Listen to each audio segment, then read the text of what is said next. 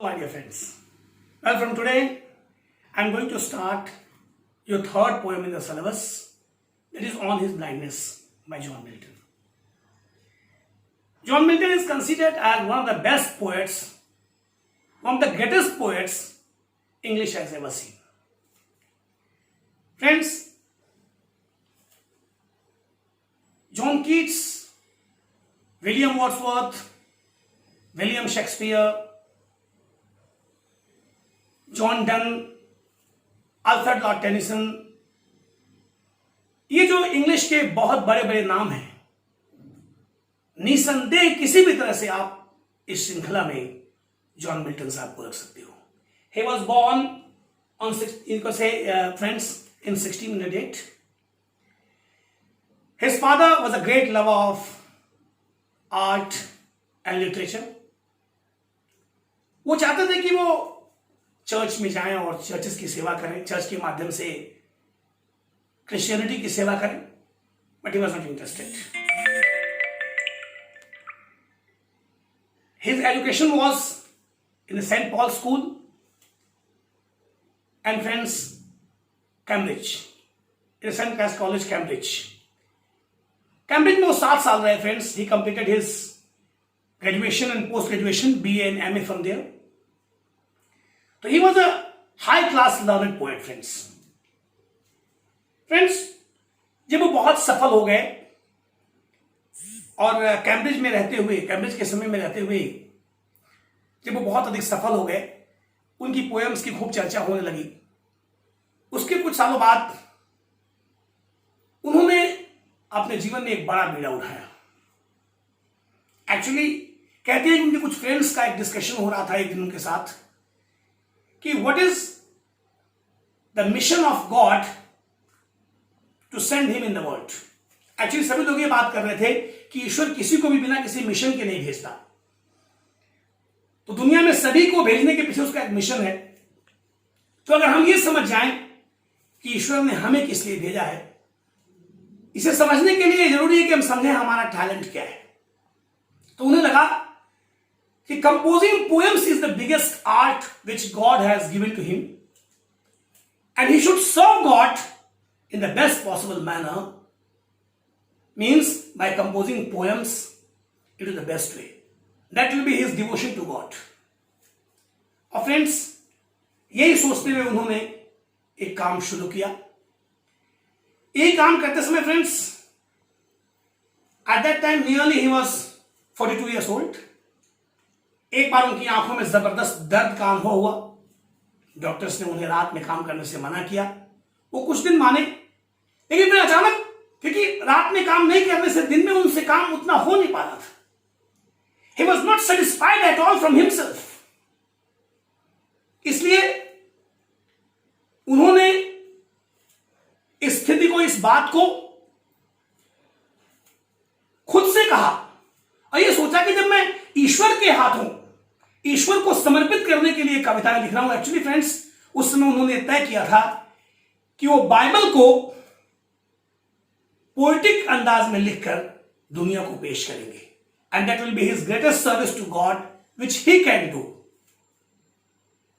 ये सोच के उन्होंने ऐसा किया कि यही वो सबसे बड़ी सेवा है जो वो कर सकते हैं, और इसलिए उन्होंने उसकी शुरुआत की. तो उनको लगा कि जब वो ईश्वर का काम कर रहे हैं तो उनकी आंखों की रोशनी पर कोई असर नहीं होगा. बट फ्रेंड्स, उन्होंने सोच के काम शुरू किया. एंड 1652, 44 साल की उम्र में ही बिकेम टोटली ब्लाइंड. मैं इस मसले पे फिर लौटूंगा, कुछ बातें आपको बता दूं. उनके ब्लाइंड होने के बाद उन्होंने दूसरी शादी की. उनकी वाइफ विद इन 15 मंथ्स उनकी डेथ हो गई.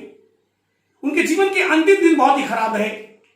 ऑब्सक्योरिटी में, पॉवर्टी में जिए. वो जटिलता थी जिंदगी में, बहुत गरीबी थी, उसी में जिए. और उनकी बेटियां उनकी आंख बनी और उन्हीं के सहारे उन्होंने जीवन में आगे सब कुछ पूरा किया.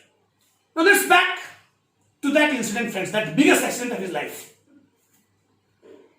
जब उनकी आंखों की रोशनी गई तो he was shocked. उन्हें लगा ये क्या है. When I was dedicating myself totally to the feet of God by composing poems in his service, then why he had taken away my eyes? वो एक बड़े भक्त हैं मित्रों। भक्ति बहुत बड़ी चीज है, और भक्त के भक्ति में, भक्त के समर्पण में डाउट नहीं होना चाहिए। भक्त और भक्ति की अवस्था पर आपको कुछ सुनाता हूं, बताता हूं। एक अढ़ैया नाम के संत हुए मित्रों। अढ़ैया शुरुआत में बेवकूफ से मारे जाते थे। वो एक मंदिर के पुजारी का रसोइया था। वो अढ़ैया खाना अच्छा बनाता था, और पंडित जी जीभ से चटोर थे। लोग उनको चढ़ावा देकर जाते और वो अलग अलग व्यंजन बनवाते और रोज खाते। वो कभी देखता भी नहीं, बस एक थाल में निकाल कर लाता, और उनके खाने से पहले वो ठाकुर जी को भोग लगाते और उसके बाद वो लोग खाया करते थे। वो मंदिर में कभी देखने भी नहीं गया, वो बस ये समझता था कि ठाकुर जी को खिला देते। एक बार पुजारी जी या पंडित जी ने उनको बुलाया, कहा अढ़ैया मैं प्रयाग जा रहा हूं, 1 महीने बाद कुंभ मेले से लौटूंगा, तब तक सबका ध्यान रखना, और ये भी ध्यान रखना कि बिना ठाकुर जी को भोग लगाए मत खाना। अढ़ैया ने कहा जी पंडित जी। पंडित जी चले गए। वो भी बहुत आलसी, लेकिन पंडित जी के चक्कर में सब बनाना पड़ता था। तो कहा आज मैं हूं और ठाकुर जी हैं, 2 ही लोगों को खाना है। उसने खिचड़ी बनाई, घी आदि डाला, और ले जाकर ठाकुर जी की मूर्ति के सामने रखा, और कहा खा तो खाई, यानी आप खाओ तो मैं खाऊं, देखिएगा। अब मूर्ति कभी खाती हो तो खाए। फिर कुछ देर इंतजार किया, फिर कहा अरे भाई खाओ तो खाओ, भूख लगी है, मूर्ति खाती हो तो खाए। अजीब धर्म संकट हो गया। परमात्मा के लिए भी बड़ी मुसीबत की स्थिति हो गई।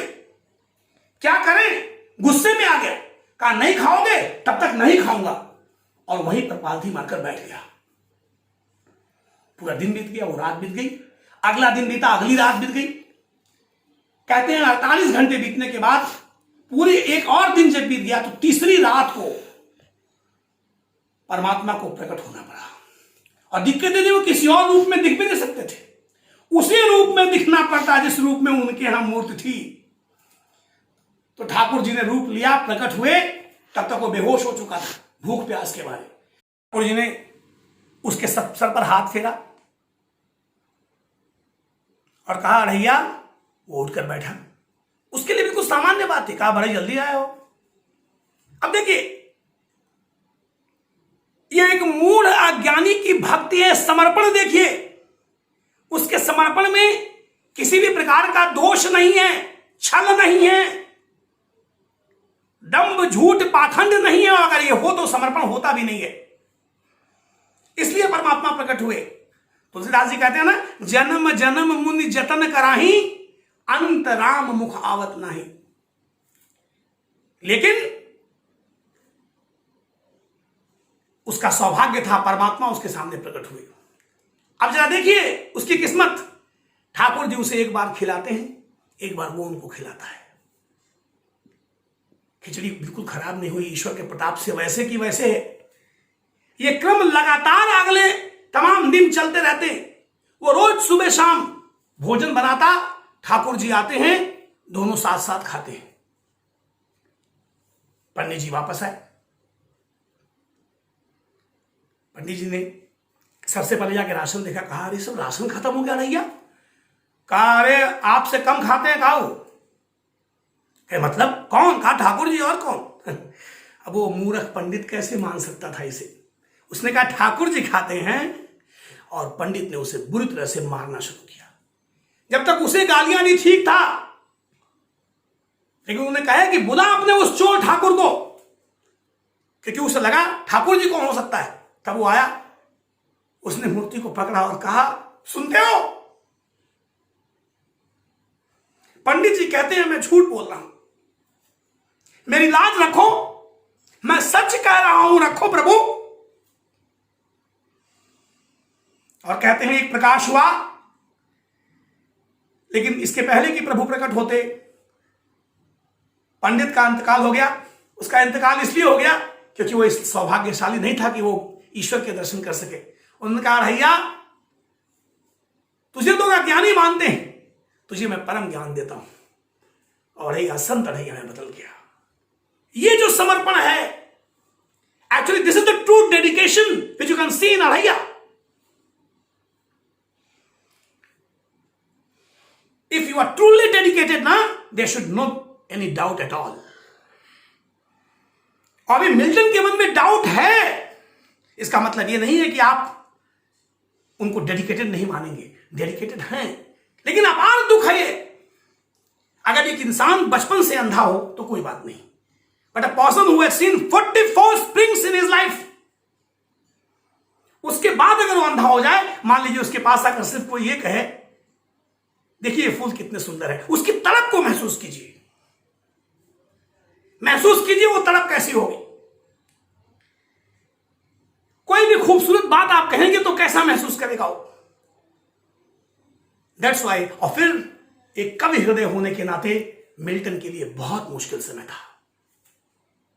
इसी समय में, during this shock due to his premature blindness, he composed this great sonnet, this great personal sonnet on his blindness, जो आपके सामने आपके सिलेबस में दी हुई है।